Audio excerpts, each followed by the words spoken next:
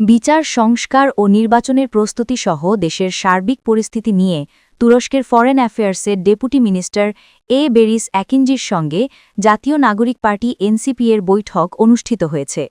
সোমবার ৬ অক্টোবর সন্ধ্যায় তুরস্ক দূতাবাসে এনসিপির আহ্বায়ক নাহিদ ইসলামের নেতৃত্বে ৬ সদস্যের একটি প্রতিনিধি দল বৈঠকে অংশগ্রহণ করেন।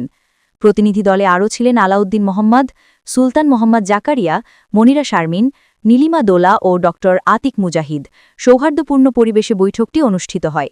বৈঠকে অবাধ ও নিরপেক্ষ নির্বাচন অনুষ্ঠানের জন্য সরকারের প্রস্তুতি ও সংস্কার সম্পর্কিত বিশেষত সংবিধান সংস্কার নিয়ে বিশদ আলোচনা হয়।